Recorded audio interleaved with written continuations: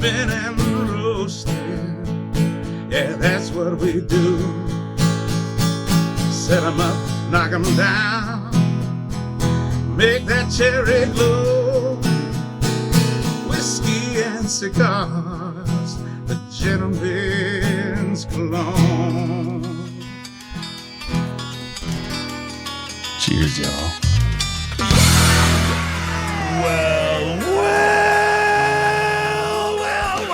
That sounds like a party just about to begin, ladies and gentlemen. Welcome, ladies and gentlemen, to this fine radio program, podcast, and video extravaganza known internationally Hi, Mom. as the world-famous Smokin' and Toastin'. And we are feeling world-famous today. It's show number 381. We're sipping scotch with Glenmorangie, and we have as special guest Mr. Dan Crowell from Glenmorangie. Dan, welcome to the show. Thank you very much. It's always an honor to hang out with you guys and enjoy a dram or two. I'm looking forward to it. A dram or two. I like the way he thinks. Five. Also in the studio with us is our good friend and often pod crash buddy.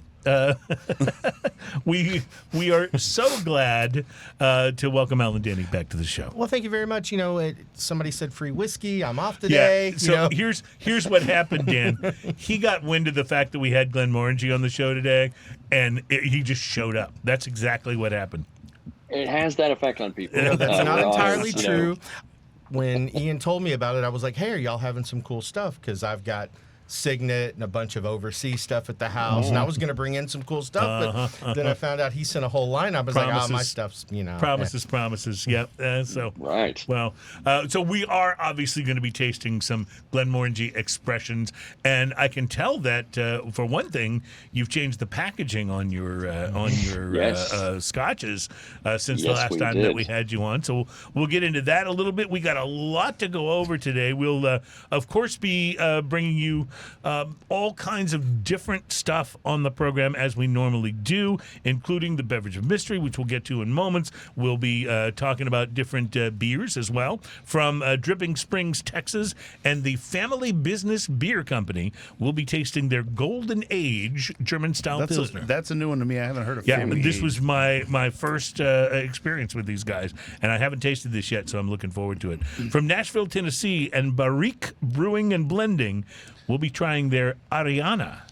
It's not Ariana Grande, but it's just Ariana. It's a mixed culture Saison wild ale.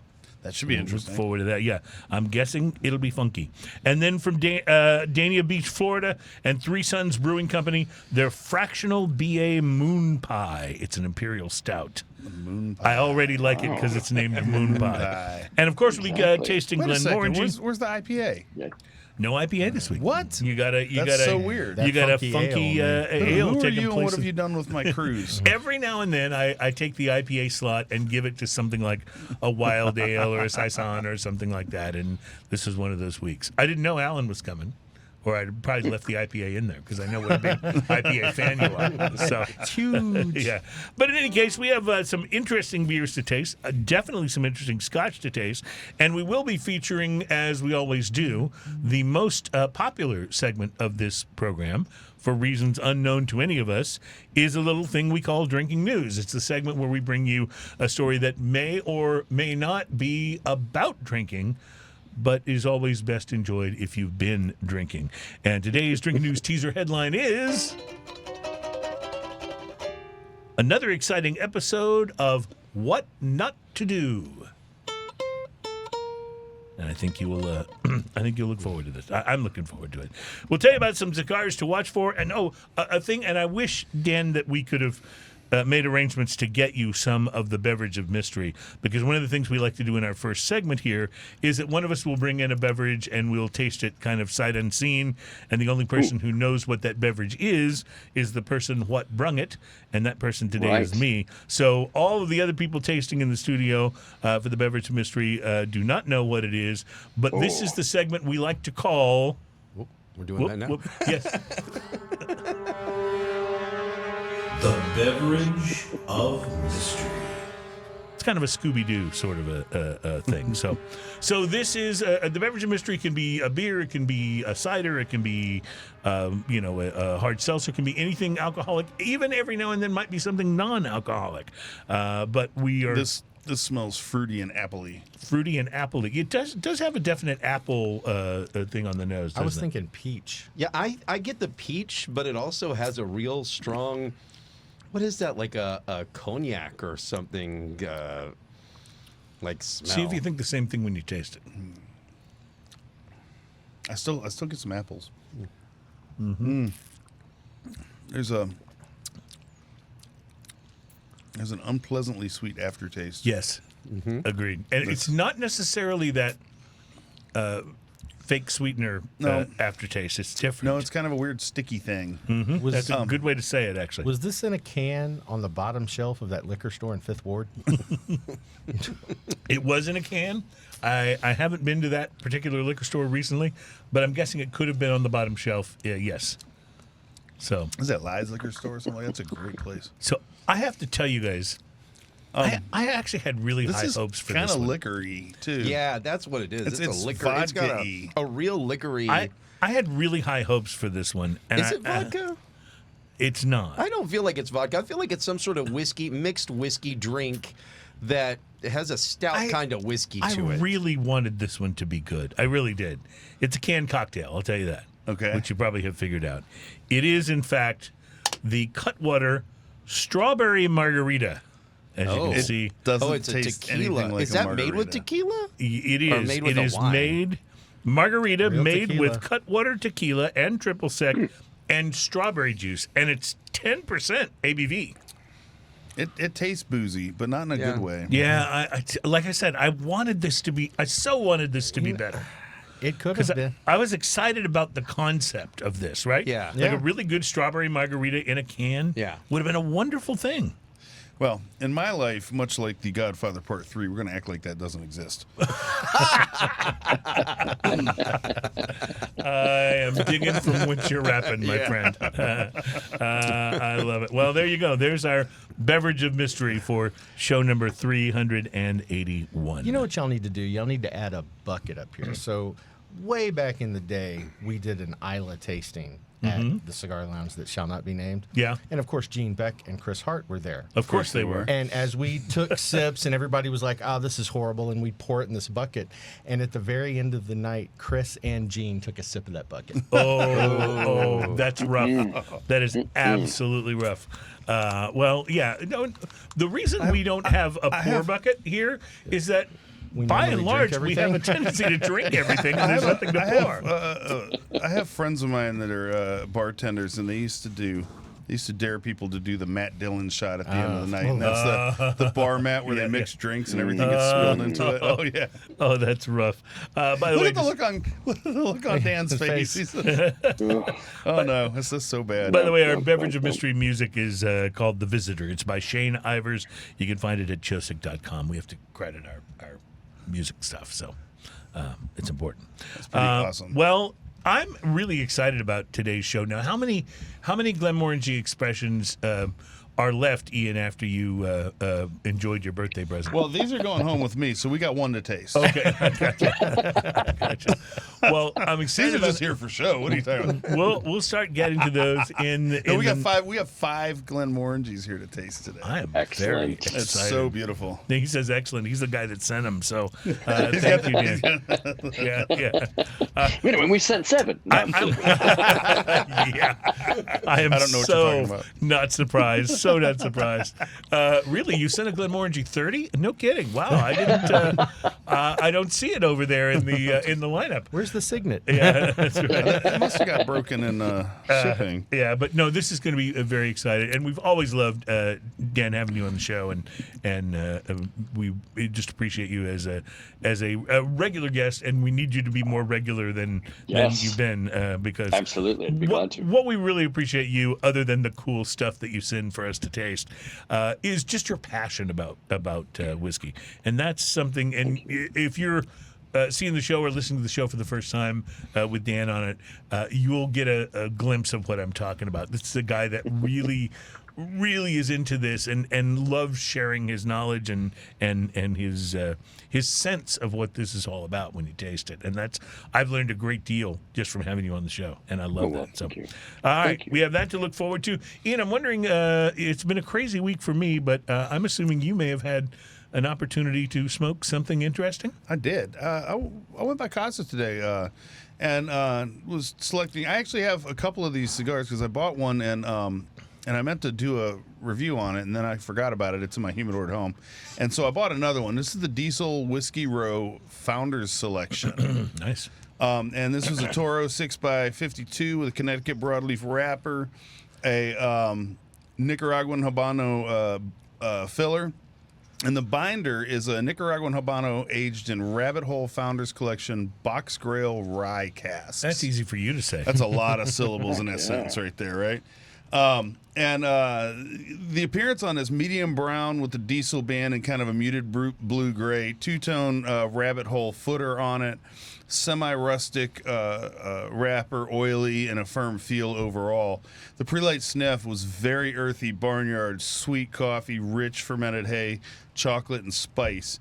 The pre-light draw, I used a V-cut on it, had a gentle draw. I got a lot of cocoa, sweet coffee, pepper, and baking spices right there off of that. The initial light on this, Nicaraguan Pepper Blast. Nice. All right, there should be a song about that. There should be. This had a Nicaraguan Pepper Blast with spicy pepper stuffing and pepper sauce.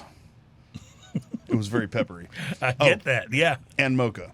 The first third of the cigar, Nicaraguan Pepper Blast, is settled into a spicy foundation with notes of baking spices, chocolate, white pepper, cayenne, and leather. Bits of leather and earth weave throughout. Retrohale is peppery and sweet chocolate, solid ash, good burn. The second third of the sweet, tangy leather and toast appears, added to the already complex bouquet of hearty notes. Retrohale is peppery and woody with a touch of sweetness, solid ash, perfect burn. The last third of this, massive plumes of smoke provide massive amounts of flavor, tipping the scale into full plus. This was a big, big full flavor cigar. Pepper, chocolate, and baking spices dominate the tail end of this masterpiece. Retrohale is peppery and woody with a touch of sweetness, solid ash, perfect burn. This cigar comes in at $16. It's not 16. this super premium. Unfortunately, that's like just the beginning of super premium nowadays. Yeah, I know. That's the frustrating thing. Taken in for inflation. At 5.5. I was super happy with Really? it. Yes, 5.5. So Smoking even that's- a little bit above it's That's $16. an expensive It's pretty cigar amazing. to score because for anyone that's not familiar with our price to quality scale, it's a 1 to 10 scale, but a 5 means you totally got what you paid for. Mm-hmm. Anything under a 5 means, it may not have lived up to its price. Anything over a 5 means, At it $16, outperformed. you're still punching up a little bit. Yeah, that's Now, a big deal. That being said, the man next to me was smoking one, and Mm-hmm. he had a little bit of lighting issues with his. His kept wanting to go out, but mine was a perfect experience. Maybe you are a more skilled smoker. That might possible. be it. That might be the thing. And I will tell you, the taste on that cigar was fantastic. Yeah, yeah. But I probably had to relight it 6, 7, maybe even 8 times. So you were the man next to him. I am. Yeah, yeah. And so I'd put it at like a 4.75. Just the taste was fantastic. The having to relight it over and over. But I and think over. we have established, definitively that either Ian, you were a better smoker than the guy that's next to you that you were describing. So. All right. I smoke better. All right, we have a lot to taste on this show, and nothing makes me happier than being able to say that sentence. We have a lot to taste on this show, and especially when it's from Glenmorangie. So we'll get started with that in our next segment. Plus, I'll tell you about my cigar for this week, and we have more to tell you about, including cigars to watch for at your favorite local cigar shop. We'll be right back at Smoking and Toasting.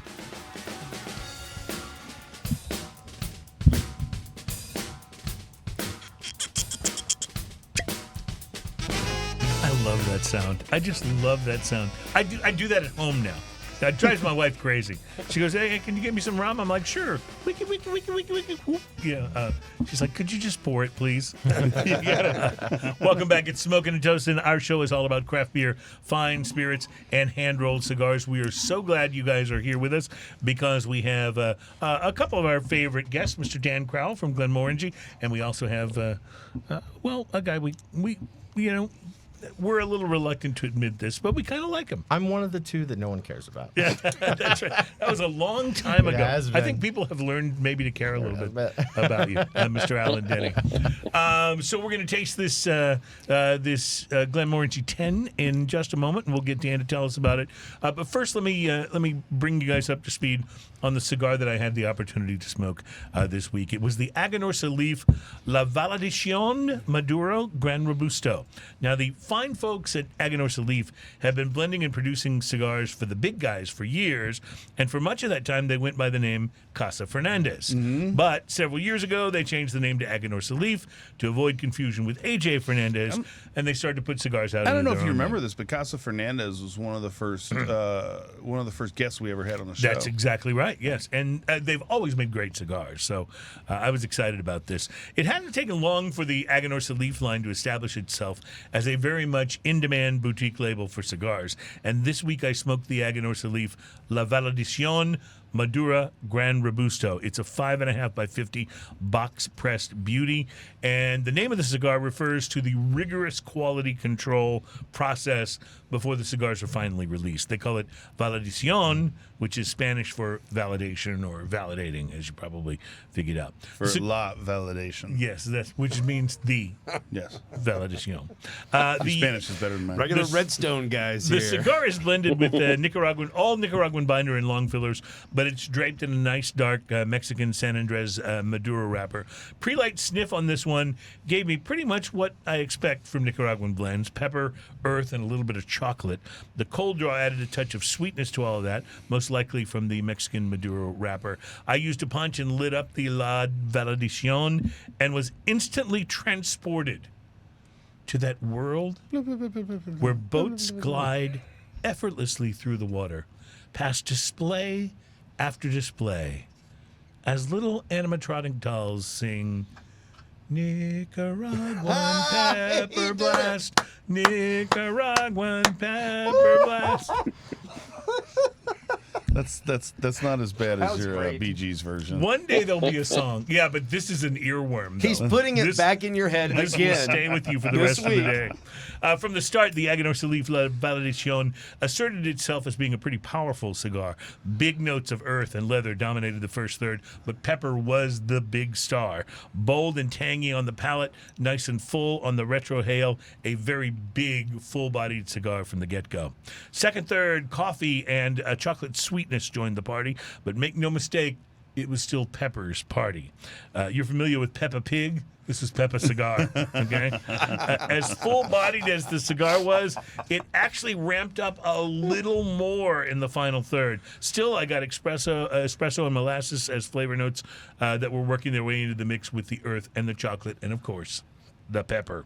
Construction was great. Burn line was not quite straight, but just fine, and the draw was spot on. In any case, the Aganorsa Leaf La Validacion Maduro Gran Robusto was quite good, although I got to give this warning: unless you're a fan of big, full-bodied smokes, might be a little strong for your taste. For me, I really enjoyed it, and it seems to be begging to be compared with the Glenmorangie La Santa 12, which is appropriate because, you know, we have Dan from Glenmorangie. That's on today. classic. But, you know, this really big cigar and that wonderful taste from the cask that whiskey is matured in just seemed like it would be a perfect pairing.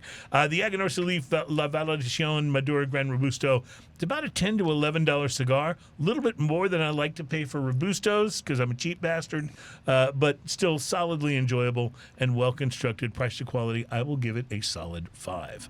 Nice. Even at that price. So there you go. And again, I know I sound cheap when I say that. Oh, yeah, that's a lot for a Robusto. It's really not a lot for a Robusto today. It's Not anymore. It's fairly normal. So this is how. Back when I was a kid. Yeah. Yeah. We used to walk uphill for a mile to school every day. You know, Both ways. And that's how I met your mother. you said something when you were talking about the description of that and talking about boutique type. I don't think Aganorsa Leaf is boutique anymore. So you think they're big enough to not you- really be a boutique label? Yeah, if you can go into just about every cigar lounge, including Specs and Total Wine. That's true. And I there's have bought these at Specs Aganorsa. before. There's yeah. Aganorsa Leaf from their low end to their ultra premium. Now they have a few of their ultra premium that you can only find at some of the really, really nice shops. Mm-hmm. But those are ones where you have to have so many facings and stuff like that. Sure, but their sure. core stuff, you can find that just about everywhere now, and that's not true of most boutiques. It's hard Yeah. to go wrong with Aganorsa. Truth. Yeah. I agree. I think they're very consistent and very good. Speaking of consistent, I've been watching Ian sniff this through the whole cigar review. I've been doing research He's on an it as well. impatient guy. This whiskey right here is in my early days of trying whiskey and Scotch, especially. This is one of the ones that got me like really into it, like the complexity, how beautifully like silky and buttery it is when you take a sip, like the mouthfeel, everything about this. Dan, is this your least expensive expression? The 10? That's an interesting question. For right this minute, yes, depending on what part of the country you're in. So we are launching a thing that is out in some parts of the country, that it's not out in other parts of the country, that would be a slightly lower price point than where Glenmorangie Original would and will be. But for most of the country right this minute, yes, the reason I ask is that I have to say that, especially when it comes to Scotch, I think this is the most interesting and full experience of what you might call the entry level or the least expensive. This is exactly expression. Scotch. It is, and it doesn't. You don't get when you sip this. If I just came over to your house and you poured this for me, I would not go, "Oh yeah, you poured me the least expensive expression." You know what I mean? It doesn't have that. Feels like maybe some corners were cut, or this needs a few more years sort of vibe to it. It just ticks all the boxes. This was also one of the Scotches that I had on my shelf and available when I was learning to pair Scotch and cigars, which opened up a conversation with me and Dan the first time I met him. Mm-hmm. I believe we were at Reserve 101. And we started talking about this, and I expressed to him how much I absolutely love this, the original, it says original right on the bottle, the 10-year-old Glenmorangie. And this pairs so well with the Perdomo 10th anniversary champagne. Yeah, which is Like, such a great cigar. They form like pairing. Voltron, and they're so beautiful together because that cigar is on the milder side. And this is such a delicate and beautiful flavor, and they really, really complement each Neither other. one kind of bowls the other over. They just kind of they really do. I mean, swirl together. they're like apple pie and ice cream, or whatever you want to call it. They really, really work well together. When you guys were kind enough to share that experience with me in real time in Houston a little bit later, and I was blown away, because we'd always struggled a bit with somebody to ask, well, what would you pair with this, cigar-wise? And I always thought cigars would blow it out of the water, but that pairing was sublime. Well, absolutely, and that beautiful. is probably one of the better lighter, milder cigars that I could think of.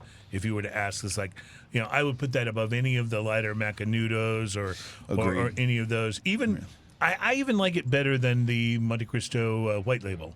I just think it has this sort of elegance to it that it's hard to. Well, it also has a delicate flavor without so much of the pepper and those kind of things too. That would kind of, I think, interrupt this. And the price point on it, they've kept it reasonable. Yeah, Yes. they absolutely have. As is this bottle of Glenmorangie. So, all right, we got to take a break. We will be back. There's more to sample, more to try, and I'm excited about all of it. It's Smoking and Toasting.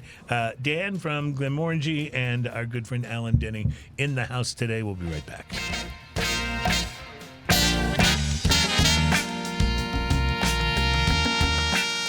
Welcome back, my friends. It's Smoking and Toasting. Our program is all about craft beer, fine spirits, which we have plenty of those on hand today, and craft cigar, hand-rolled cigars. I love Thank you. those too. Yeah, I do like that. Before the show started, I was talking to the two of you guys about this article, and I've actually found it, so I wanted to share it with everybody.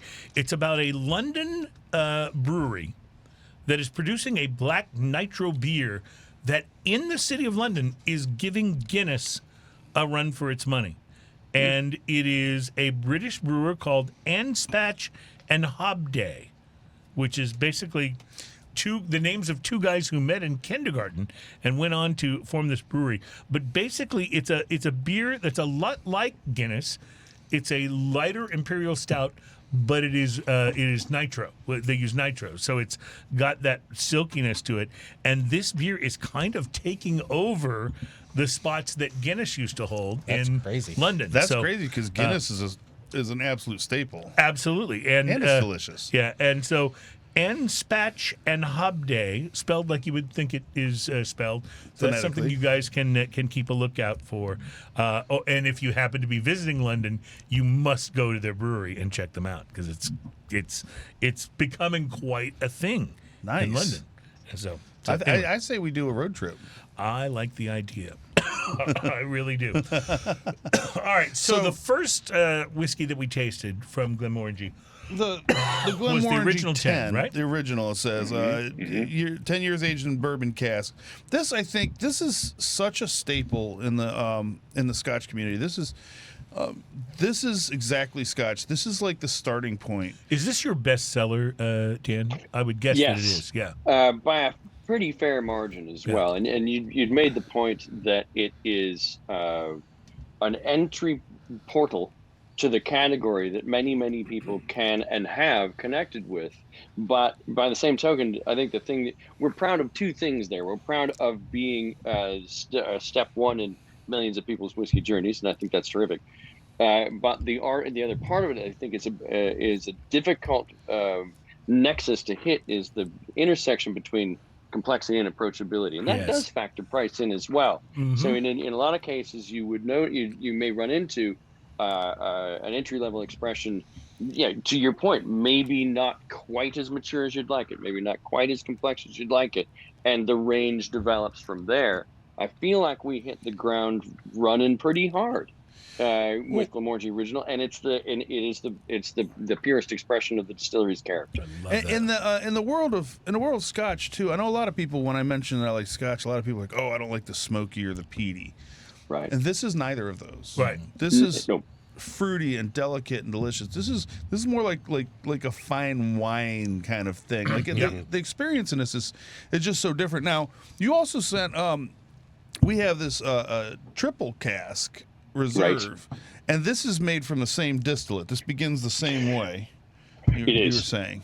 Now, yes. Do I understand correctly that this is something that you guys are working on getting out to market? So this is coming. Is that right? It is. That's true. I was in where the hell was I? I was in New York last week. I was in Metro New York, all over the place, and it was crawling onto shelves as we spoke. It was in the distributor's warehouse and creeping onto shelves around the city.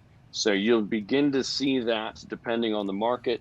You'll begin to see that sort of creeping onto the shelves, which I believe by, say, September, we'll have everybody in the U.S. covered distribution-wise. I love the nose on this. It has it's a little bit of a warmer nose. Yes, it's got a little bit of, I almost want to say maple, which is not necessarily a whiskey note, but I almost get a little bit of that on the, like a maple syrup almost on the nose. So can you tell us what the casks are? Yeah, so what we did here, as the name connotates, there are 3 different casks involved. Ex-bourbon oak, which of course is the signature of the Glenmorangie range. Our base expression is exclusively matured in ex-bourbon oak. What we did here is we dialed in some casks that had previously held rye, so American straight rye, and casks that had previously held nothing. So there's a segment of this that is matured in charred white oak, virgin charred white oak. A segment of it that's matured for its entire maturation life in first fill ex rye cask, and then you've got the ex bourbon oak component that makes up basically the recognizable backbone of what makes triple cask. This is delicious, and I'm really impressed by this whiskey. I'm very happy with it. It's very, very good, and from what I understand, from what you mentioned before we went on in the segment, this is going to be pretty affordable, isn't it? Yes, this will sit solidly. It's bottled at 40 ABV. It'll be on the shelf in 750s to begin with. There may be some alternate sizes later on, 175s and things like that. But I think across the country, your retail shelf price is going to be solidly under 40. That's amazing for this whiskey. Amazing. For a triple cask Scotch. A triple cask Scotch, yes. That's you can, it's getting even harder to find bourbons under $40. Yep. Much well, less yes, a triple exactly. cask Scotch. Exactly, and whereas this one is, I mean, in full transparency, it's 40 ABV, and there is no age statement. I agree with you, gentlemen, and your astute palates. This is a lovely, lovely dram. I think it's a well developed conceptually. It's a lovely, rich, mature, deep and complex whiskey. Ian, you put a drop of water into yours. Oh, what does it do to it? So a drop of water opens it up. The vanilla kind of blossoms out of this. There's a slight caramel chart, like what's the word I'm looking for? Caramelized sugar kind of caramelized caramel sugar. kind of thing going. Sort of like a creme brulee sort of a vibe. Yes, and it still has the things it has in common with the 10 is that silky, that almost buttery mouth feel to it. This seems to have a little more oil in it too, just on sight. It sticks to the glass a little more. It's really interesting. That splash of water also opens up on the aftertaste, that really, really nice mineral water finish. That's to me, that's a wonderful flavor. Dan, wax poetic for us on this particular expression. Tell Sure. us what you get. One of the things that I think is really quite unique and cool about Triple Cask Reserve is, as much as we talk about cask provenance, and particularly with straight whiskeys, like the previous occupant of a cask being a straight whiskey, there's a bit more about what that previous occupant took out of the wood than what it left behind. But to a degree, it's a good point. Yeah. You know what I mean? So one would be reasonable in asking, okay, what's the difference? It depends on the amount of time that passes from when that cask is disgorged to the shipping and the time that it is filled at our place. Right. So in a normal ex-bourbon oak kind of a setup, it's typically 4 to 6 months between times, and there'd be some water in there to keep everything watertight. It'd be shipped over from Kentucky or maybe Washington State or wherever it's coming from in the U.S. We'd get it through Speyside cooperage and all the mechanics that go along with that, and it shows up and we fill it.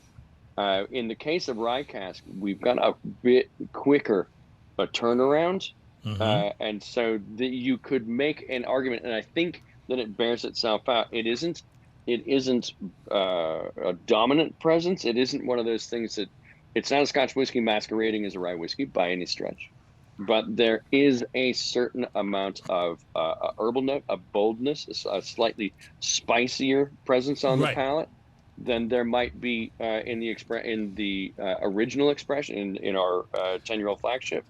And I think that you can trace that back to two sources. One of them being the new oak component, the new charred oak component. That's clearly going to have a lot to say from an extractive's point of view. But I don't think that you can look past the rye component without thinking, okay, there's that sort of spicy, slightly acidic salivation inducing, not exactly astringent, but you'd mentioned mineral water, a kind of a mineral water cleanliness about it. Yeah. So, I think you can kind of trace that back to the rye component. While you're talking about this, I haven't taken a sip of it, and I'm noticing, especially that rye, sitting in the aftertaste, it leaves just a little bit of spice at the very back of the palate. Yes. It's so nice. Just lets you know you've been there, Right. I'm beginning to understand why I like this so much, because rye is probably one of my favorite American whiskey expressions. Yeah. So when you add just a touch of that to the sort of, I don't know, royal Scotch vibe of what this already has going for it, it really seems to work. And it's to be honest, works a lot better than I might have expected. You know what I mean? There's also a slight dryness in the aftertaste that if you leave it just a little bit longer, you get that. And it tastes like that new oak barrel is what I feel like that's come from. I absolutely love this. When does this hit shelves? Did you say it's already showing up some places? It's already beginning to, and we'll see this across the country by September, if not before.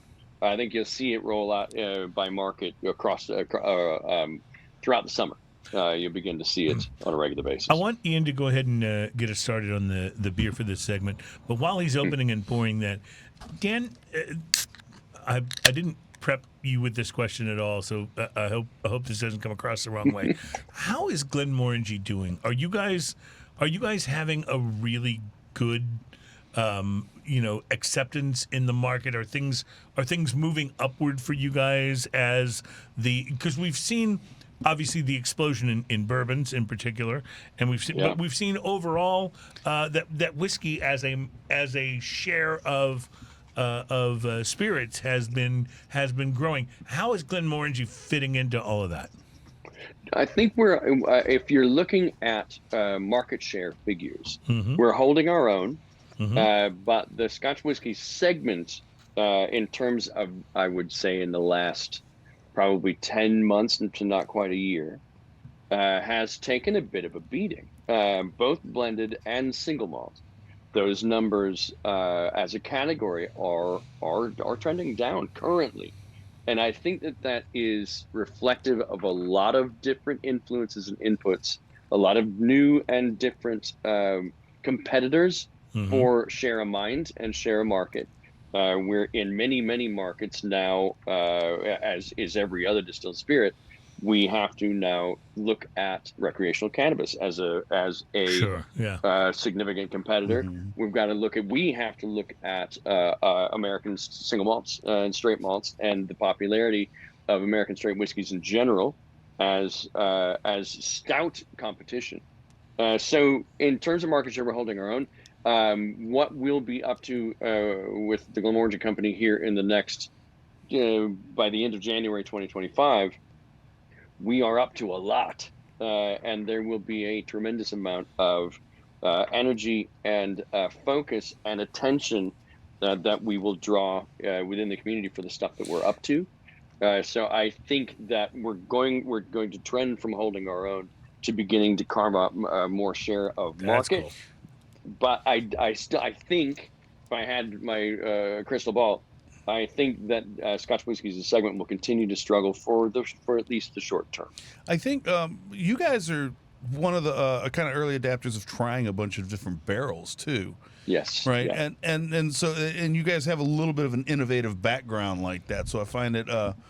I think that part of what we're going through right now is that there's so many whiskeys and things and other things popping There's up. so much out there that now. everyone gets distracted. But you guys are one of those staples that's always there, and I think that it's eventually kind of turns around a little bit too. I think so. I think people try a lot of new things and then come back to the things that they know they can trust.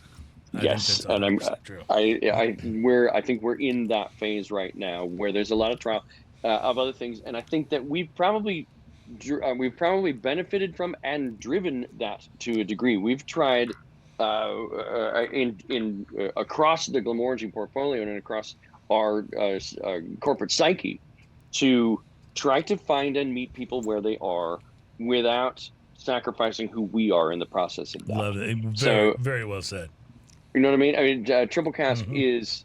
There are things that the rye drinker can relate to, the things the bourbon drinker can relate to, but it is an undeniably Glenmorangie product. It is not pandering to an audience we wish we had. We're just looking to create these parallels and access points and points of relatability to a broader audience. Speaking of trying new things, Ian poured us this beer. This is a family business beer company, Golden Ale, and I have to say, this is kind of lovely. It says together over beer. We brew quality beer made for quality time. Beer is a way of bringing people together, and we believe it's best when shared. Whether it's the family you were born into or the one you choose, gather around the table, scooch down. There's a seat for everyone. I love that, the one you choose. That they really use resonates the with word me. scooch. I love that. Scooch, yes. Scooch is good. Scooch on down. This is quite tasty. It's got that Pilsner forward of yeast and maltiness, which I really like, and it's got a lot of what I call the Doritos effect. It's a very makes beer-like beer. Which makes you, In the best way. If you want a beer that's really beery, this is a good beery beer. But this is a new brewery. It's the first time we've had these guys on the program, so I'm pretty impressed. We'll have to look into more of their stuff. I like it. The Agreed. beer, the brewery is located in Dripping Springs, Texas, which is outside of Austin, and you may be familiar with Dripping Springs vodka, which is pretty good vodka too. All right, we're going to take a break. We got a lot going on in this program because we got lots more Glenmorangie to sample. Plus, coming up from Barrique Brewing and Blending, their Ariana Mixed Culture Saison Wild Ale. This is Smoking and Toasting.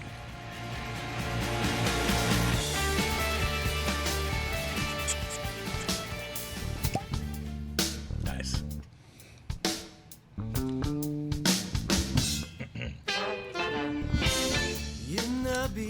Welcome back. It's Smoking and Toasting. Our program is all about craft beer, fine spirits, and hand-rolled cigars. We're glad you guys are here. Dan Crowell from Glenmorangie is our guest, along with our good friend Alan Denny. And by the way, when I say to you guys, and I know we don't do a lot with wine on this show, we do have our wine expert, Mark Burrell, who comes on and schools us every once in a while. But if I say to you, the wineries of Ernest and Julio Gallo, do you think like big-time quality? No. Yeah. How about a box? Yeah, About a box? exactly. Box of wine. So- Mom's box of So wine? if I were to tell you that the Gallo Company went out and invested in an independent beer, would you expect that they went out and bought something really awesome? No. I don't know. I don't think so. Well, they did make a beer investment.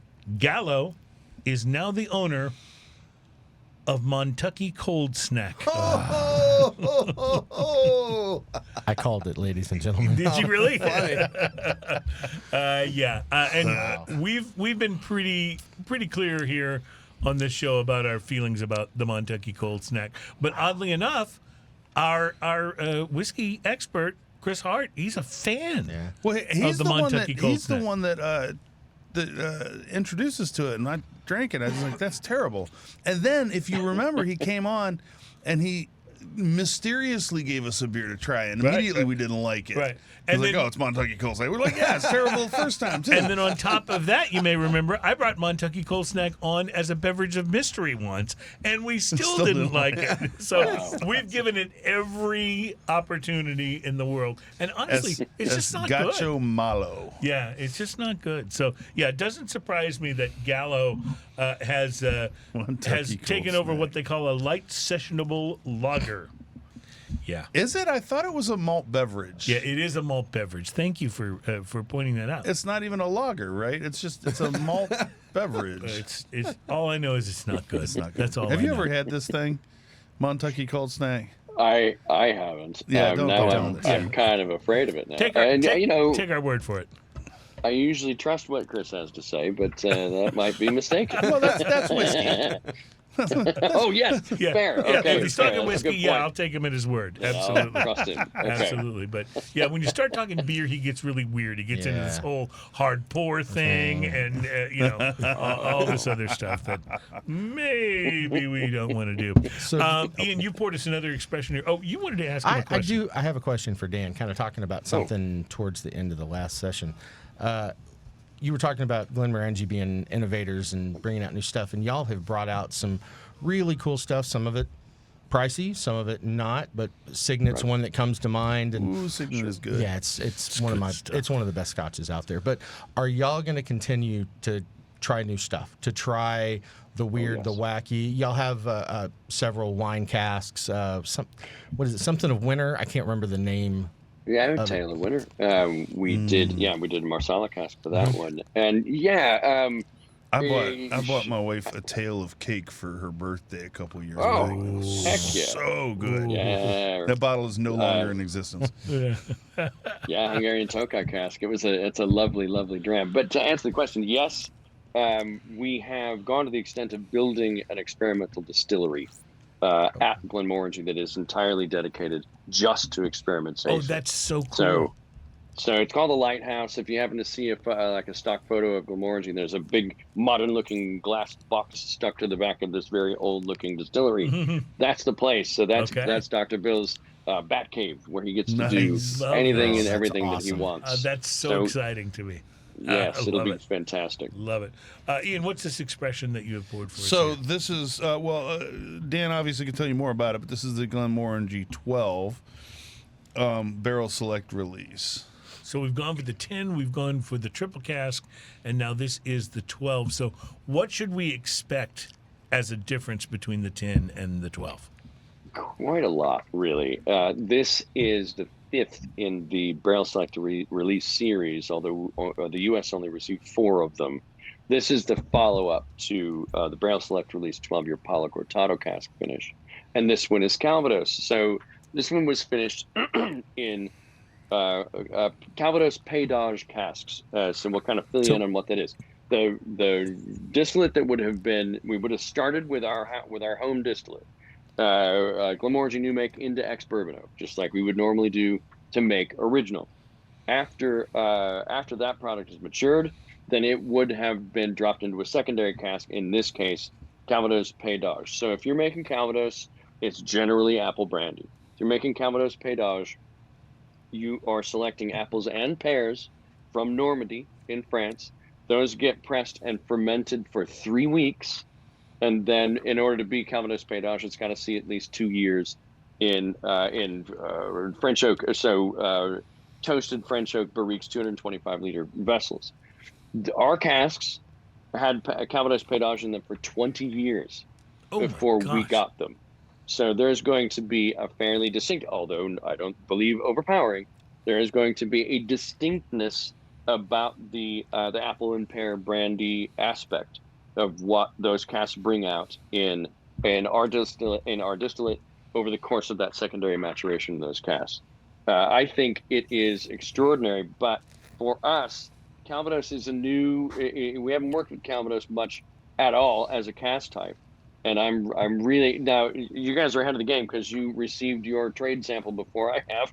I've had this whiskey, but I don't have it yet at home. So I'm anxious to hear what you think of it. The apple and pear in it come across, this is not like a fresh, fruity thing. It comes across almost like the fruits that you would get in an apple pie or a cobbler or something like that, or a peach cobbler. Because I was going to say, as a Scotch, this is spicier than I am used to. It's definitely it's got the minerality. It's got the fruitiness of the what did you say? It's pear and what is it? Pear and apple. Right. Okay, so you can pull those out of there. In fact, it reminds me. Because my mom, when I was a kid, used to make the best apple pies, except she made them completely with pears, because we had a pear tree, and they were wondering. It reminds me a little bit of that on the palate, but it's got this sort of zinginess to it from the spiciness, and I feel like it drinks just beautifully. This seems to be begging for a cigar. A little bit like a baked spice pear kind of thing. Yeah, you know, like it's really, really interesting. Now you put water in it. What are you thinking? Oh my gosh. The water. So there's a little bit of a burn on it, which I typically like. Just a hint of water. Yeah, the burn goes completely away. The burn's gone, and the flavor just opens up. Wow, and you really get more of the apple and pear. 100%. With a drop of water in it. This is a 12-year, and you're right. Right. This couldn't be more different from the 10.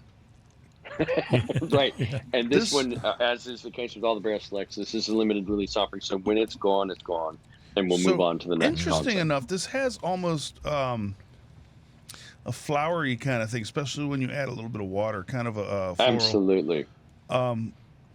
Almost the green stem kind of floral note, and it is intense and beautiful when you add a little bit of water. Tell me the name of these casks again.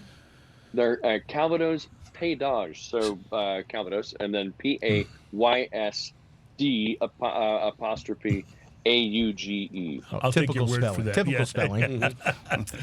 That's how he spell it in Texas. It's phonetically French. So the Calvados Pays d'Age, are these difficult casks for you to obtain? Yes, they Because are. it sounds like a pretty rare thing. Yeah. It is the quality controls and the specifics regarding the production of Calvados Paitage makes it a pretty rare thing, and the idea that we got casks that had been sitting around with liquid in them for 20 years beforehand. That's amazing. That's pretty rare to get a hold of. I have to figure that one of the biggest competitive areas in spirits right now is obtaining the casks and the barrels that you want, right? Am I right about that? That's absolutely the case. And that's when it's probably nice to be Glenmorangie. Like you guys are, you got a name that's been out there for a while, you know? And yes, and so we've got the relationships on the U.S. side and on the European side, and with Speyside Cooperage all over the place. They know what we want. They've always known what we've wanted, and we've always paid top dollar for it. Right. So it's a very lovely synergistic relationship. But yeah, there is a lot of competition for good casks, regardless of their sourcing. The Suntory, there's a reason they bought Beam. And it wasn't necessarily just for the juice. It was to lock up the cask supply. Right. And to an extent. If I'm just starting Bob's whiskey, I'm not going to have a very good shot at getting some of these casks, I'm guessing. No, sadly, you're gonna wait in a fairly long line. Bob's, look on the bottom shelf. It's there. We're going to take a break, and we'll be right back. It's Smoking and Toasting, and this is a fun show. Can't wait to taste the next.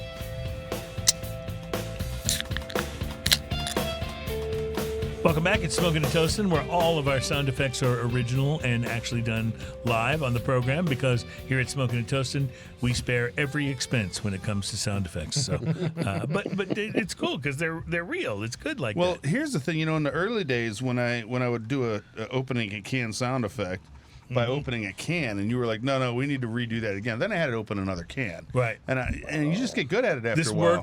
This works out pretty well, actually. Yeah, I was okay with it. Yeah, it works well.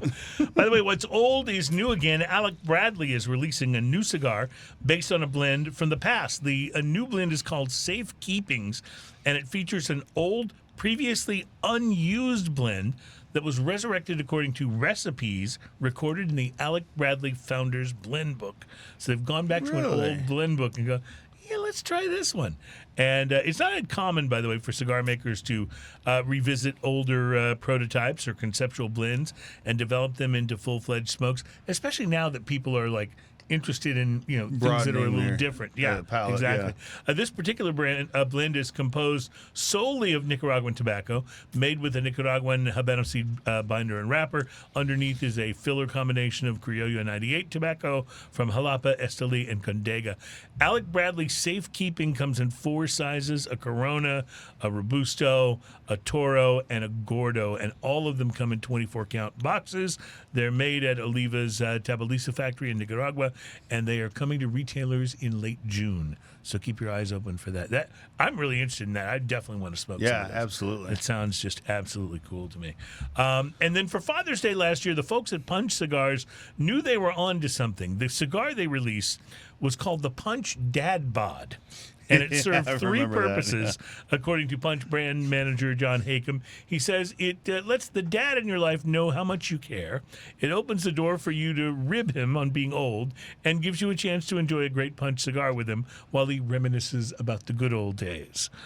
So this year's Father's Day release is a bit different, harkening back to the time before streaming, when if you wanted to catch a movie at home, you rented a Blu-ray or a DVD, or even further back, a videotape. Oh. Be kind, rewind. VHS. Well, Punch's Father's Day release this year comes from General Cigar, and it's called the Punch Dad's Home Movies.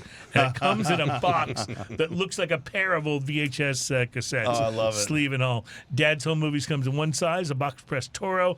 It's 6x50 in 10-count boxes, and it consists of an Ecuadorian Habano wrapper, Nicaraguan binder and filler from 3 regions in Nicaragua, and it's $7.49 each. They are limited edition cigars. They're already shipping to retail. Punch is one of those you can companies. find Dad's Bod at retail right now. Punch is one of those companies that I kind of just didn't buy a lot of after a while because they're just ubiquitous. It's what happens. I totally get it. Yeah. But I've been kind of reintroducing myself to some of the Punch cigars, and partly because, and this is a funny one, if you go into a Walgreens, you can buy the Punch cigar that's in the little sealed package. Yeah. And I keep a couple of those in my glove box. Ah. That way, when I go somewhere and I'm like, oh man, I wish I had a cigar. Wait, I do. I do. And it stays humidified and everything. I like the Punch Knuckle Buster. It's a great cigar. That's a fun little cigar. So, okay, so we don't often do this particular style of beer on the show. It's a wild ale or a saison. It's something that I think appeals to a much narrower group of beer enthusiasts. But this one's... I can't wait to see what you think of it. Hopefully very interesting. Well, I think it's Mixed gonna be Culture Saison, coming in at 6% alcohol by volume. It's funky on the Barrel-aged nose, I can tell Saison you brewed that. with Tennessee-grown grain, rested 6 months in oak casks, hopped with Ariana. It's delicious. I think that this strikes me as one of those beers that you want to open this when you have a friend over, because this is not funky. just sit around and drink it on a hot summer day. It's banana. It does have banana, big time banana. Runts banana, that fake banana. It's weirdly. You mean like Yeah, those true. banana chewable candies? What are Yes, those things called? yeah. Laffy Taffy banana Yeah, almost. yeah. It's delicious though. It's not what I expected. It's gently sour. Yes, it has some of the funk, but it isn't quite as lingering as a lot of saisons can be in terms of the funky farmhouse sort of It quality. finishes farmhouse. pretty clean. I like that. It, It smells finishes like pretty the clean zoo. with just a light linger of funk on the tongue. Yeah. It's kind of curious, George. I'm for It really does have that. The way you go to a zoo and you smell all the smells, it has all of that, some sort Right. of taste in a good way, kind And of. I was going to say, I'm Really, not in a good necessarily way. saying the unpleasant zoo smells, because No, there are no. some of those, but there's No. also some that just Yeah. let you know you're at the zoo, Just and you're it's at the kind of zoo. cool. Yeah, it's got that funky zoo, I like it. I like it. zoo What do you- taste. What do It you think, tastes like Alan? that. Is this your bag? So it's better than some of the stuff y'all have had on this show. That's what we get. It's no Malort. Yeah, no, it's no Malort. That is for sure. It's something that I can appreciate it. Sitting here having a drink with y'all, it's definitely not a nice Not lager. something or you'd go Pils. and buy a 4-pack. Not of. even saying that I wouldn't do that, because I've bought some other weird stuff, but it's not. My go-to is Yuengling Pilsner. That's my sit out in the That's backyard your with 4 or everyday, 5. your sort of Yeah. everyday beer. And this is something that it would have to be a reason that I'd go into. Yeah, but you're kind of a strange beer drinker. You love Yuengling Pilsner, and then you love stouts that are like 14%. This is true. You know who you remind me of? Chris Hart. I was going to say this guy Ian Barry. That guy's crazy. No, but Ian kind of like that. He likes himself some Yuengling, but then he also likes those 14% I like stouts. good beer. Yeah. That's the whole thing. Yeah, Like, see, that's what makes this work. Actually, is the fact that we can taste something like this. And I can go, this isn't my preferred style, but this is a good beer. Yeah. This is Agreed. actually a really good beer. if you handed me a can of this, I would enjoy this whole can. I have no problem with like drinking that volume of it. I don't know if I'd want 2 or 3 in a row, but this is something that this is the kind of thing I would keep in my refrigerator and have a can every once in a while, because it's just so different and so fun, and I love having variety. I I don't agree want with to you drink, totally. even if I'm sitting at the house and I have 2 or 3 beers. I don't want them always to be the 2 or 3 same beers that Right. night. I want flavor. I want fun. I'm as you know, I'm an IPA guy. I love IPAs of all kinds, and I would say that's the style of beer that I drink the most when it's just me at home, right? But I never want to have only IPAs. Like if I'm having several beers, I want one of them to be a porter or a really great lager or something like this. And that to me, it speaks to the variety thing that you were talking about. I really like trying interesting and different things. And sometimes I'll have like a stout or a porter that I bought intending to bring it on the show, and then I wind up drinking it while I'm doing dishes, and I'm like, Those man, are the that was beers really we've good. never tried on the I'll show. have to go buy another one of those, and then of course I don't remember to. But there was a stout called the Grackle Texas Stout. Apparently, Grackle is fun to say. It's a bird. It's a bird. Yeah, Yeah, it's we like see a 'em all the chicken. time. It's like a chicken. And I was like, oh, yeah, we probably won't have time to get to this on the show. I'll just drink it now. It was so good. I'm like, oh, my God, I got to get another one of these and bring it in for Ian because you're going to love it. And it was just in a little, 12-ounce can. Like, I didn't think it didn't present itself as being extra special, but it kind of was. I love that. Speaking of different expressions, different flavors, now we have the nectar.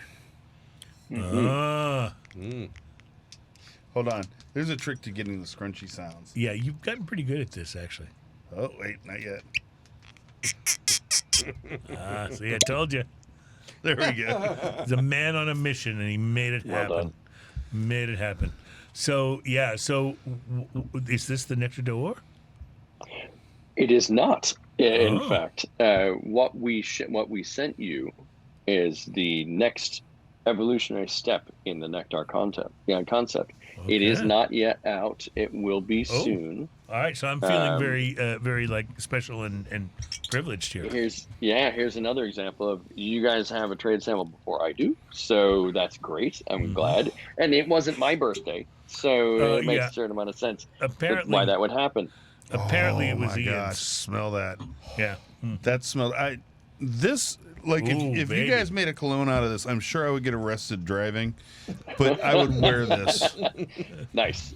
Noted. Someone would be Send like, that "I back to smell the scotch." design team. what does the theme song say? Whiskey and cigars, the gentleman's cologne. Whiskey and cigars is the gentleman's cologne. Yeah, Chris Collins. Yeah, we had him on the show. He was so fun. And he did one of our intros. Yeah, look that song up if you've got Spotify. It's really, really fun. And you can also check it out as one of the oft-played intros. He's also, I think, one of my favorite songs by him is the "I Was Born a Rock Star," which is really, really cleverly written. Solid. All right, so I haven't tasted this yet because I'm just enjoying the nose so much. Has anyone noticed that if you look at his background, there's not a background that says I drink Scotch more than the office that he's in.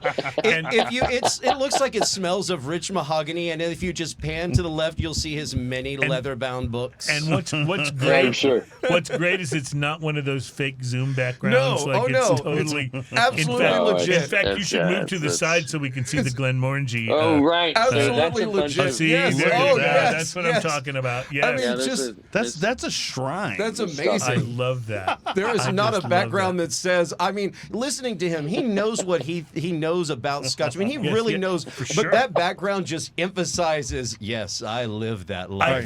I think the most telling thing is the big smile. Well, there's the I Heart Whiskey shirt too. Yeah. Yeah, Oh, that's my right. gosh. It's a bit of a giveaway.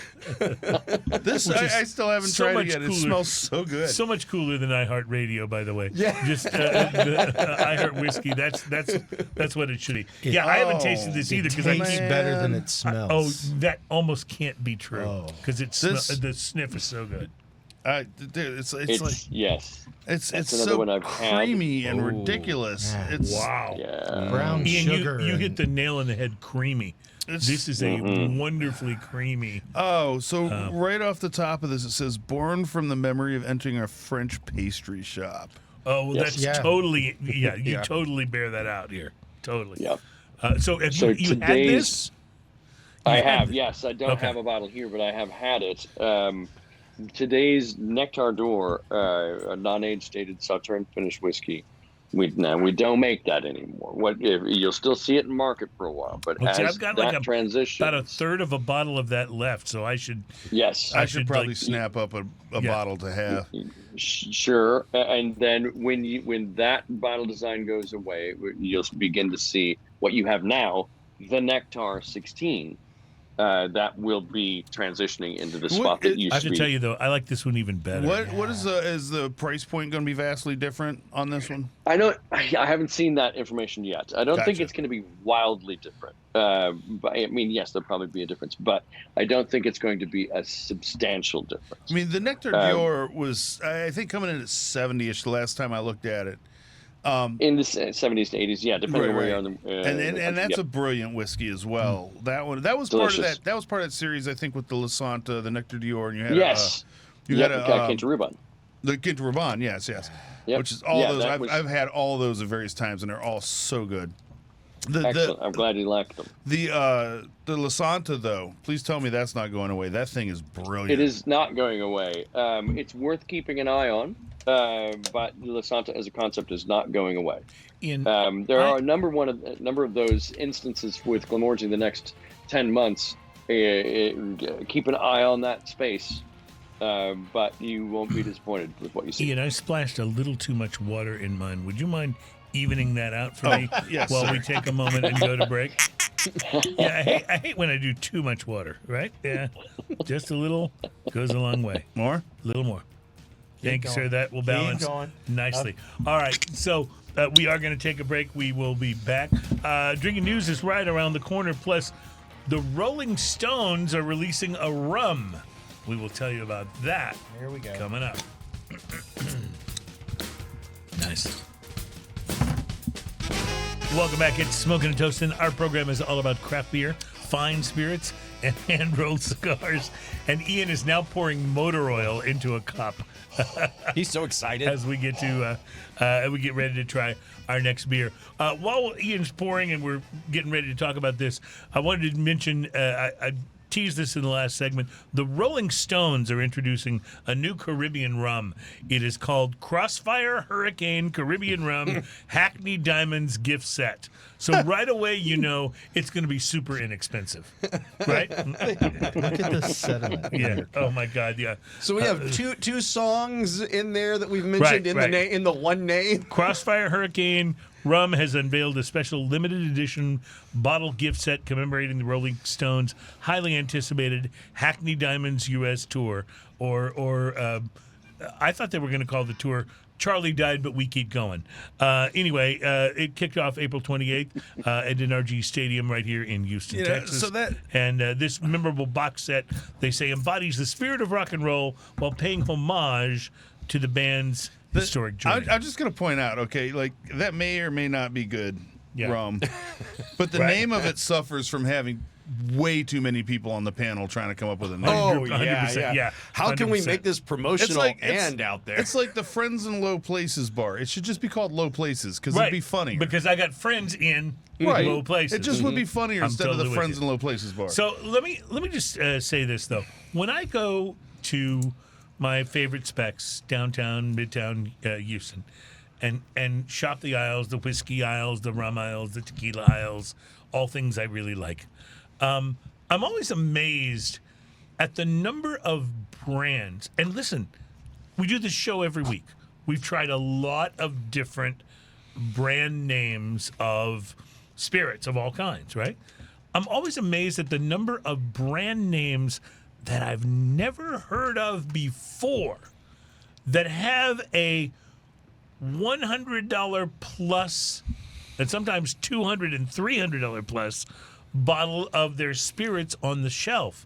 And I wanted to ask you about that, Dan, because obviously you guys have some more expensive things in your line. But if I'm standing at the shelf and I see a Glenmorangie that's north of $100, I know you guys have got something to back that up. You're not just a guy who said, okay, here's my new tequila, and I'm going to make the Reposado $150. You know what I mean? Here's the thing. Like, when you're dealing with a company like Glenmorangie, if you know that between $60 and $80, you can get something as good as La Santa for $45 to $50, you can get that original 10. Yeah. If you can get stuff that's that good at that price point, what do you imagine? What do you imagine the more expensive expressions it's only going to go up from there, right? Right, So absolutely. But when you're talking about a company like they just put it out, you got to wonder if they're just going, well, if we make it more expensive, maybe people will buy it. Yeah. Well, I think that's the thing, and there's a whole part of economics and sales marketing training that falls in line with that. Is that sometimes you make something and you try to be the price leader, the least expensive, and then other times you go, you know what, we're going to make this more expensive so people will value it at a higher level. Exactly, and that's worth more. I guess that's why what I'm trying to say to you, Dan, is I feel like you guys do this in a way that makes sense. Like your expensive expressions are expressions that should be at those prices, and not just because you cranked it up to see what people would be willing to pay. Right. There's that thing where our history, I think, justifies, and the consistent quality and Dr. Bill Lumsden and blah, blah, blah. All those things, I think, justify where we sit price point rise across the range. To your point, though, if you start with the idea that if you show up on the shelf and it's really, really expensive as a opening salvo, then you are, trying to reinforce the idea that it's somehow worth that from the get-go. There are so many contract distillers out there that have put whatever you want in a bottle, put whatever label you want on it, Right. and regardless of price, regardless whatever of quality, price you want. Yeah. you decide what you want to do there. And of course, they're trying to capture either whatever segment is hot or whatever the cultural zeitgeist is that suggests that whether it's some B-list celebrity who's launched some spurious mezcal from nowhere, that I mean, all those things are and again, I love that celebrities, but but all that stuff I think suggests that the consumer needs to be aware of what it is that they're spending their money on, and the people producing it have a certain amount of cynicism in the belief that consumers aren't doing that homework. Right, and that's one of the things, again, not to just like kiss your butt here, but it's one of the things I appreciate so much about your brand is that you offer this steadiness in the midst of all of that. If I walk into my store and you've got an expression that's priced at $100 or more, I don't look at that and wonder, if I buy that, am I getting hosed? Like, I know that if I want to go ahead and splurge and buy a more expensive expression, it's going to be something that is worthy of the price that I'm spending. And that's something that I really love. I've definitely gotten to the point whenever I'm buying something, especially if I'm looking at something I've never seen, I always look at where it's distilled. Yes. Look at where its origin is. Mm-hmm. And that tells you a lot about the whiskey. It also can tell you a lot about the people who make it, because if they're disclosing it and it's easy to see, they're trying to sell a product that they believe in. Maybe they've bought it from one of those companies in Indiana and they're aging it. And you have to do something. If you're gonna start a distillery tomorrow, you can't have a 10-year-old an aged whiskey. You can't. Yeah. Exactly. But you can buy a 10-year-old whiskey. You can finish it yourself, and then you can put it out. Yeah. And a lot of places will put, hey, this is the origin. That transparency makes a big difference. But when you can see that they're kind of they're putting it so small, they're putting it in a place where like there's obscured stuff behind it. Right. And I've seen a lot of or that. Or if you have to click on the little QR code in order to read it. Yeah, and if it doesn't have, and I think they're by law have to have it on. If I can't find it, I don't look at it. So I don't want to. This is a really interesting conversation. I don't want to interrupt it, but we have to talk about this stout. So he made a comment about where stuff was distilled, and I'm pretty sure this beer was distilled at the BP oil refinery. Okay, I just want to say this. This may be one of my favorite stouts oh my God, this we've is so ever good. had on this show, which is saying a lot. Nice. It's called, what is it, a Moonpie? It's liquefied chocolate Moonpie. Is It exactly totally what it is is. a Moonpie. Wow. It's called Fractional BA Moonpie. And that's Unconventional exactly beer for what it is. unconventional palates. Coming in at This is like- 13%. You know the sheer joy because when you eat a Moonpie, you're eating something that is not even remotely It's not in on the- any universe It's not good on for the you. South Beach diet. Yeah, no, it is not in any reality is it good for you, but it is so like indulgent, right? You know what I'm saying? When you eat a Moonpie, you're like, oh, I don't care. I'm just going to enjoy When your this. teeth just pop right through the marshmallow. Yes, yeah, I mean, absolutely. And this is the beverage equivalent of that. Yeah. 100%. So And that's why Imperial, I love it. Imperial Stout blended with 30-month-old rum barrel aged stout before being conditioned on Philippines, Uganda, and Ghana cacao nibs, marshmallows, and graham crackers.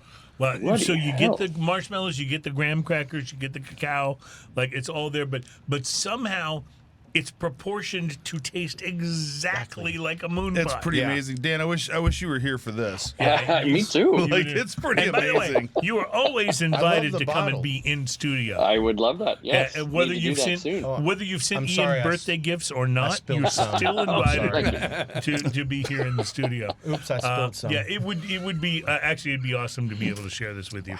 And, So and, good, and so I good. love it. So, but Yeah, if you let me know when you're in town, we'll have cigars. We'll go do one on location yeah. somewhere. Oh, Heck yeah. yeah, for serious. Yeah, let's do that. Let's do that for sure. I will just mention that this show, it's been one of my favorite shows like ever because of how amazing. Ian, that last Glenmorangie Spirit we had, tell me what that was gosh. again. Because that was one of my favorites of all the time. Glenmorangie 16, the Nectar. Yep. And it is sweet, sweet nectar. And It Dan, is you so said good. this is coming to shelves like shortly, right? Yes. Yeah. Again, we'll probably see that across the country infiltrate into the space that used to be occupied by Nectar Door by September-ish. So between that and this pretty amazing stout that we've been enjoying, this Fractional BA Moonpie from Three Sons Brewing in Dania Beach, Florida. This has been one of the greatest segments of this show ever. I just want to Try say it right after Excellent. this beer. right Oh after my- the beer. Okay, well, we're going to break. Oh, That's Yeah. ridiculous. Heck yeah. What? I am achieving another state of consciousness, and we will be right back. Fantastic. With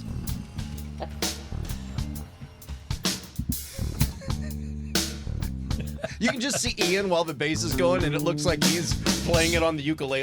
Yeah. Welcome back. It's Smoking and Toasting. Our program is all about craft beer, fine spirits, and hand-rolled cigars. And silly things and said. silly things said. That's absolutely right. I love all those things. We're having This is the segment of the program where we bring you the most popular part of Smoking and Toasting. Again, for reasons we do not completely understand, but this has become the flagship portion of the show. It's where we bring you stories that have appeared in the news somewhere. They are not parodies. They are actual stories that legitimately happened. They are sometimes, but not always, about drinking, but they are always best enjoyed if you've been drinking, which at this point, we certainly have.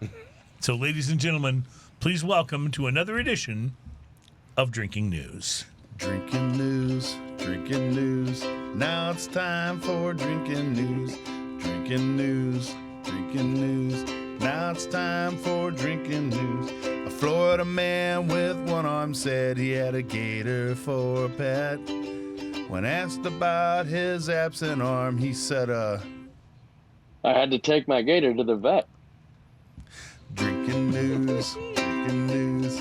Now it's time for drinking news. Cheers, y'all. Something very satisfying about that. From Dan Crowell. I don't know what it was, but it just was. Well, for today's drinking news, we leave behind the state of Florida, the tales of drunken idiots, and the stories of criminal stupidity to report on something that we haven't covered before. Copyright law. Oh, Wow. Sounds like it might be kind of boring. Yeah. But trust me, it's not. A business in Phoenix, Arizona, has filed suit against an upstart New York company, alleging that the defendant has infringed on copyrights by creating knockoffs of their extremely distinctive designs. Now, you might assume that it's clothing, or jewelry, or even expensive sneakers. But you would be incorrect. The Arizona firm manufactures very unusual and interesting, wait for it, is it battery operated? fantasy-themed sex toys. Nailed it. Phoenix-based No pun intended. Bad Dragon Enterprises filed Bad Dragon? Bad Dragon Enterprises, based in Phoenix, filed a federal lawsuit on March 20th, contending that its, quoting here, sculptural products, end quote, have been illegally copied by Sin Saint, which is headquartered in a Coney Island warehouse and advertises that all of its ethically manufactured toys are made in Brooklyn, USA. Ethically manufactured. According to the suit, Bad Dragon alleges that Sin Saint has infringed on their copyright for dildos such as Spritz the Sea Dragon Okay. and Tyson the Water Buffalo. These are Sin Saints ethically manufactured toys. I'll just give you a moment to let those sink in.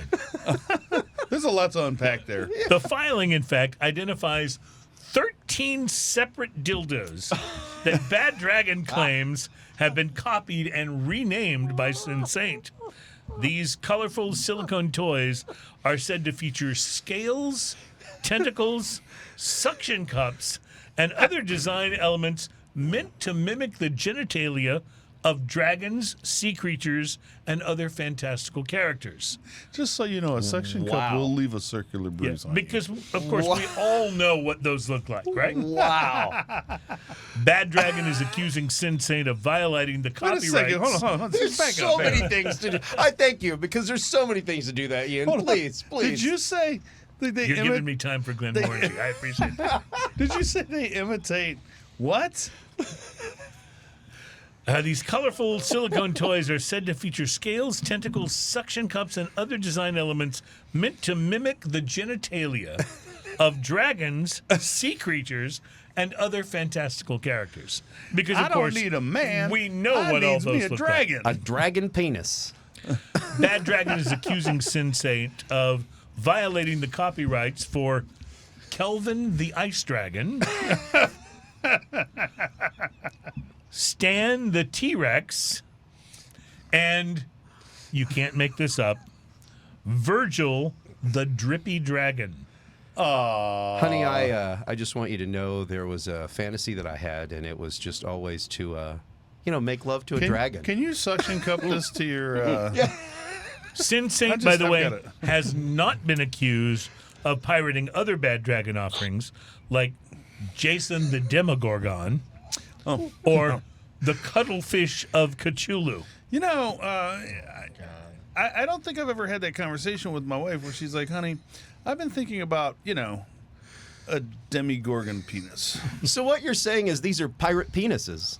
Pirated penises? Pirated penises. Pirated penises. Pirated penises. Bad Dragon seeking damages for copyright infringement and disgorgement, their word, not mine, of all defendants' profits. It was cold. Related to the artificial penises, as well as statutory damages of up to $150,000 for each of the dildos in question.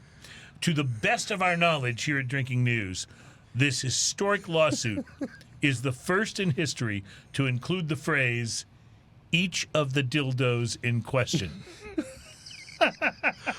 Sin Saint's owner is 50-year-old Oleg Semenenko, who resides in Brooklyn's gated Seagate community.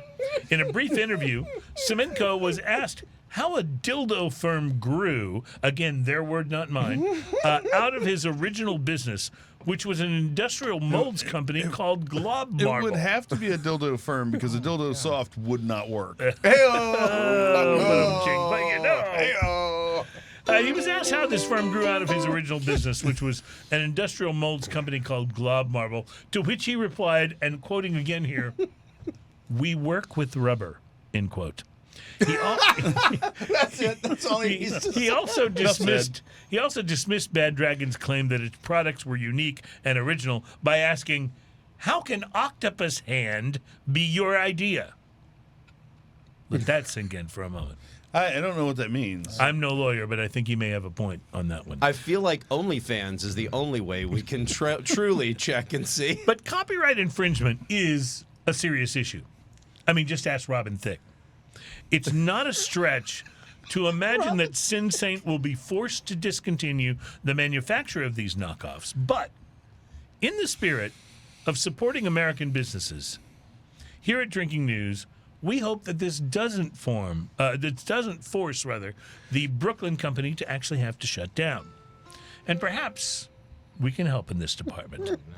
At the risk of involving ourselves in their lawsuit issues, and again, against the recommendation of our own legal counsel, we prepared a list of ideas for other fantasy marital aids that Sin Saint could begin to manufacture that we think could be quite popular. That seems helpful. And we're providing these free of charge with no strings attached. Wow, how helpful. Maybe a suction cup or two, but no strings. Batteries not included. And again, without any clear explanation why, and over the objections of my therapist, we've conveniently arranged them in the form of another Drinking News Top 5 list. These are the top 5 new fantasy sex toy ideas for Sin Saint. Top 5. Number 5, Dragon Stormcloud Schlong, for all you Game of Thrones fans. Number 4, Nessie's Knob. No one has seen the Loch Ness Monster, but we got to think its equipment would be pretty impressive.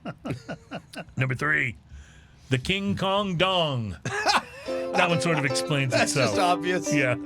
Number 2, Wergon the Werebeast Wiggly Wiener. Batteries not included. Whoa! And the Sounds fun. number 1 new fantasy sex toy idea for Sin Saint. Number 1, your petulant pal Pinocchio, because you'll love it when he lies. Reporting live from a sex toy manufacturer in Brooklyn, where I can't understand why they've turned down my idea for Cruz's actual life-size Liberty Stick. Apparently, they're claiming all their molds are too big. My name is Cruz, and that is your Drinking news, drinking news. That's our time for drinking news. Cheers, y'all. I love looking at Dan's face like, I agreed to come on this show. What was I thinking?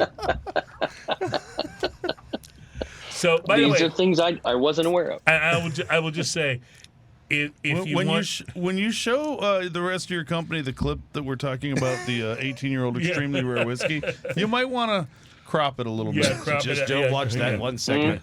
Yeah. And definitely don't Noted. Don't recommend that they go and look at the Bad Dragon website. And if you are brave and daring and you just need a little excitement in your life and you want to do that, that's up to you. But for the rest of you, I recommend, just stick with Google. The Pinocchio thing, though, it really got me because I was watching Shrek all weekend with the kids, and there was a place in Pinocchio in Shrek, they said, all you have to do is lie, because they needed his nose to grow so he could, and they said, all you have to do, what do you want me to say? I don't know, say I'm wearing women's underwear. And he goes, I'm wearing women's underwear. And his nose did not grow. And they go, what are you wearing women's underwear? No, I'm not. And then his nose just started to grow. Yeah, that's pretty brilliant. That's pretty brilliant. By the way, is it Guillermo del Toro's Pinocchio that's on all the streaming services? I haven't watched Maybe, that. I don't know. Yeah, it's supposed to be really good. Like, I haven't seen it, but it's supposed to be like really, really Is it? good. So Okay. you might want to check it out. Noted. All right. So back to reality here. We are. What are we drinking here?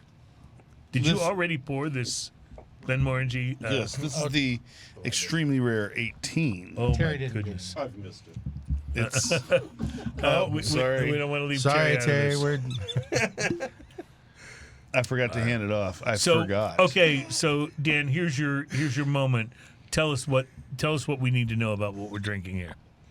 Well, let me start by saying that, as is the case with a lot of the other things that we're up to currently, you're going to probably within the next 3 or 4 months see a change in packaging for this dram and a change in the name. But that does not come with an accompanying change in liquid. It will be the same So it's liquid. the same liquid. I okay. do want to point out. Don't Hold let on. you throw that off. Let me nest this. Oh, here. it's that packaging. That one's fancy. I do want to point out this package. It is great. And that's going away. I do Beautiful. love that package a lot, but I think you're going to really dig what we're up to when that whiskey sees its new I got to livery. give you credit. Improving on that is going to be quite a thing. Yeah. And I think you'll like it. I was really impressed with it. I had a chance to see it on the bottling line when we were over at the distillery / bottling hall in February, and it's really, really beautiful. I'm excited to see what's happening. Now the liquid, about 70% of what's in that bottle is going to be matured entirely in first and second fill ex-bourbon oak. The other 30% is going to go for its first 15 years in first and second fill ex-bourbon oak, and then get re-racked for its final 3 years into first fill Olorosa sherry casks. So part of this sees an Oloroso finish. Most of it does not. And the thing I think that makes it a relevant point on the palate, sherry influence can become overwhelming, obnoxious. It can take a mile when you've given it an inch if you're not careful, particularly with a distillate and a mature spirit like Glenmorangie, which itself is not exactly delicate, but can be overwhelmed with secondary influence. So we wouldn't want to spend 18 years building nuance and delicacy and depth and character into a whiskey to just slather a bunch of Oloroso influence over it at the end. So we try to keep a real tight leash on that influence by only allowing about 30% of it to see any Oloroso influence at all. I know we'll talk more about this in the next segment, but this is absolutely wonderful. This is amazing. There's a really delicate tobacco note to this that I absolutely love. It's so good. Like, it is dark, warm, beautiful, and a little bit sweet, you know. Not to overstate the obvious, but with a medium-bodied cigar, this feels like it would just, like, as Ian likes to say, form like Voltron. It just feels like it would be great with a Arturo Fuente Don Carlos, or, you know, a Rocky Patel anniversary 1990. These just feel like they would form perfectly with those kind of cigars. Agreed. The Master Blend 3 by Oliva, yeah, would be pretty amazing with this, I think. Even like something like an EP Carrillo Pledge, I think would just work beautifully with this. I mean, you see, that's the thing. You get guys like us going on, oh, you know what cigar would be great with this? We'll just like keep going. What do you got there? Oh, my friend, you are holding great treasures there. Have you had one of these yet? No, I haven't had that one. Oh. See, it's almost like he's forgiven for hoarding the Glenmorangie. Almost. It's an EP Carrillo Encore Black, and I'm very excited about smoking it. We, however, have got to take a break, and we'll be right back at Smoking and Toast.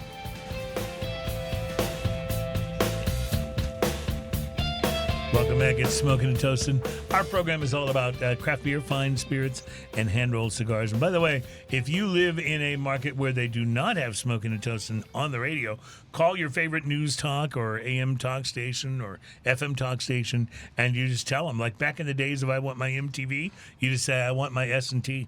That's all you have to say, and they'll know what you're talking about. Or not, but we'll just, we can always hope for the best. Dan Crowell is our special guest on the program. Dan with Glenmorangie. Dan, I've come up with a new question that I like to ask people who do what you do, and I'd be very, very curious as to what your answer would be. If you were not a brand ambassador, spokesperson for Glenmorangie, what would you likely be doing? Oh, boy, that's a really good question. I went to school. I studied music in college. And if I were still doing that, I would have starved many years ago. Yes. So probably not. I can tell you as a even musician, you will make tens and tens of dollars. Dozens of dollars. Yes. And it's the quickest way to make a small fortune as a musician is to start with a large fortune, of course. Yes.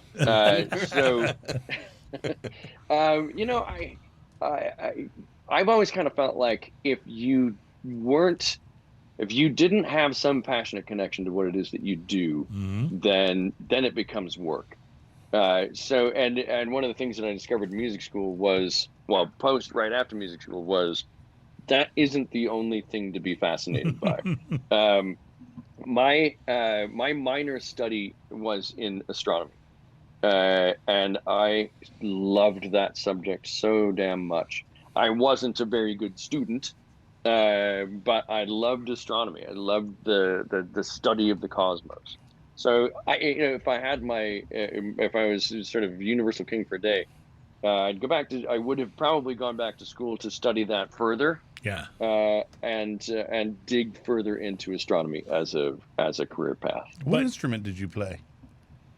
Percussion. So I studied classical jazz percussion in school, orchestral percussion in school, And then I'd left school to be in a rock band, and then that proved to be And you made not tens of great. dollars. Yeah. Yes, exactly. You left school to We be in a made- rock band so you could basically disregard all of the percussion instructions that you had learned, right? And just exactly. go Break boom, all the bada boom, rules. right? Yeah. Indeed. I Yeah. get it. I So love it. that ended up anybody who's a musician, actor, whatever, ends up in food service, of course. So my first paying job. I was have in, managed to bars avoid and that, just so restaurants. you know. Yeah. Good for Oh, you. nice! You're one of the Yeah, but Ian Still also, don't do food service. Ian learned how to build guitars, though, so that was the Oh, difference. there you go. That was the There you difference, go. I think. No, Help other musicians but spend their money. That's I fantastic. just want to say, I think, Dan, the world is a better place for the fact that you eventually got into doing what you're doing now. Because we Thank appreciate, you. not only, obviously, do we appreciate your brand and the expressions that we've been tasting here today, but what I love so much about having you on this show is your passion for talking about what this means to you, just in terms of what you're tasting, what you're getting out of it. I feel like such an amateur compared to what you're able to get out of these expressions. And Because you're not sitting in a room like that. yeah, well, that's true. That's true. That's true. I mean, It's all about the room. I'm really. pretty happy with my bar, but yeah, it doesn't hold a candle to this. Yeah, for sure. Wow, that's very kind of you to say. I appreciate that very much. So, just if this is an okay question to ask, what do you enjoy drinking that is not from your company? Oh, sure, yeah. As a matter of fact, I was having a conversation with a group of guys that I have contact with outside of the brand world, but inside of the whiskey geek world. Mm-hmm. And we were discussing last time I got together with them. I'd brought a single cask Old Pulteney that I'd picked up from nice. Warehouse Liquors in Chicago, run by a wonderful guy named Gene Charnas, who has one of the best palates I've ever encountered. So Nice. it was his single cask pick of about a 15-year-old cask strength Pulteney, and that is utterly sublime. It reminds me every time I drink it why I love Pulteney. I'm a big fan of Bunnahabhain as well. I got a chance to tour Clynelish recently, and it reminded me just how much I love that whiskey as well. So those three are sort of the big three for me. There are obviously hundreds of distilleries just in Scotland, and a lot of them do some really, really fascinating stuff. But those three seem to grab the portions of my psyche that really hum. I love that. Well, we just want to let you know how big a deal it is to us to have you on the show. And Thank we you would, very I don't know how often you're getting back to Houston, but obviously we would love having you in our Houston studios. And by the way, for those of you, we've had a few emails. We are okay. I didn't lose power at all. Did either of you right. guys? I lose did power? not. I did You not. didn't? How about you? No. Couple I of lost blocks power from for my the whole house, though. night. Yeah. Yeah. Terry, you lost power. right What? for the whole night. For a whole night. Yeah. And I know people that just got their power turned back on Yes. today. boy. Yes. So there's been a lot of that, and a lot of people have suffered great inconvenience. A number of people were casualties of the storm. So a lot of people have basically said it was worse than some of the hurricanes that have hit the greater It was quite Houston crazy. area. So it was a little nuts, but we are okay.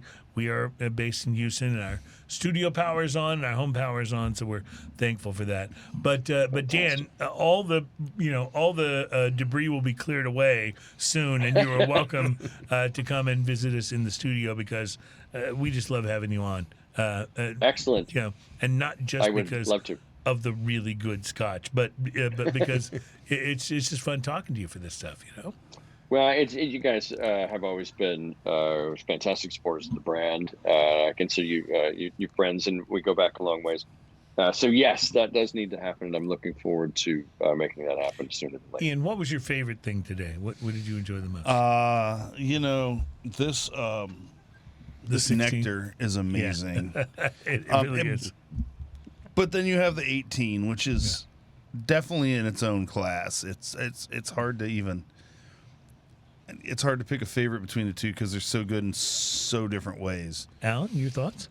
The 16 in the beer. The 16, 16 in in the the beer. beer. Yeah, Nice. I mean, the 16 is fantastic. It really is, and I almost feel like whatever you're pricing that at is probably not high enough. Like that. Whoa, And again, hold on, let him get it out to market Slow down, first. yeah, I just mean that rhetorically, of course. Yeah. So, Then he goes back and goes, market research says. yeah, but seriously, that is a wonderful, wonderful expression. And quite frankly, the 12 and the 10 were wonderful too. I mean, it's just like, everything was delicious. that's one of the things that's so awesome about when we're going to have you on is we know we're going to go through all the expressions, and it's not going to be like, okay, that was okay, but wait till we get to the good stuff. I was You know amazed what I at mean? just the base one, the $40. Yeah. I mean, that's just something that I want to 100%. add to my collection, just because. I mean, that's so great and affordable. And I mean, it's there's affordable nothing to do wrong so. with that. It's 100%. wonderful. Excellent. Yeah. I'm glad you enjoyed it. So this has been a good show because I think the only thing that we kind of went thumbs down on was the strawberry margarita, Beverage of mystery. Beverage of mystery, yeah. The beverage of mystery. So we'll see how this all goes next time with our beverage of mystery. But Dan, seriously, open invitation. Anytime you can come on, we would love to have you on the show, and we appreciate your input always. And your passion about these spirits. Alan, what's going on with you? What can you tell us about? Man, so I took a new job. Yeah. And I'm the GM at the Brick Oven Pizza in Kemah, Texas. Nice. Something different. Kema's super fun, like on the Man, boardwalk. There's so much there. going on, and that restaurant's had a little bit of trouble, but 146 has been under construction for like 5 years. Yeah. And it literally that construction just finished. So wow. So that means getting in and out of Kemah is going to be easier. a lot easier. And the whole Kemah boardwalk and everything is kind of opened up. They did it right before summer, so it's a perfect time. There's some great restaurants and I love bars down that. there. Doug Meisinger's place is down there, Vinyl Draft, Yeah, Vinyl which I know Draft, y'all which we've have been been to, and his Yeah. steakhouse. Really We nice. had so much fun at his Yes. place. And I didn't even stay for dinner, but just hanging out upstairs and smoking cigars was great It's the fun. greatest place. You've got a fantastic fine dining steakhouse downstairs and a beautiful cigar lounge It upstairs. really is wonderful. And Doug is awesome, too. Oh, he's a great guy. He's just great to hang out That with. 16 really is special. Yep. Yeah. So we've gone. It's interesting because as we're finishing out the show here, we've kind of gone back to the 16, and that tells me a lot about kind of what our favorite probably was here on the program. As wonderful as that last one was, this 16 is tough to beat, man. Yeah, it's good. I gotta say. Excellent. That's just good stuff. Just good I'm stuff. glad you enjoyed it. Wow. Okay, so this reminds me that we've got a lot to come here on Smoking and Toasting, including Ian. Any special guests you want to let us know about that are coming up? Well, that'll be a surprise in the very near future. I love that. I love that. Surprises are good. I like surprises. I'm working on a few. I'll let you know. All right, very good. Well, again, Dan Crowell, thank you so much. Thank you to Glenmorangie. Tell your folks there we love it all, and we are Excellent. continuing to be big supporters of the brand. Alan Denny, thank you, man. So Nice to I don't have have you any on the left, but Nice to have you on the show. salute. Cheers. Yeah, we do that to our guests. Ian and I refill. We leave the guests hanging. Have a great week, my friends. We will be back to see you next week, and lots of exciting stuff to come. It's Smoking and Toasting. And cheers, y'all. Cheers, y'all. Cheers, y'all. You're such a sweet little honey. Your smile's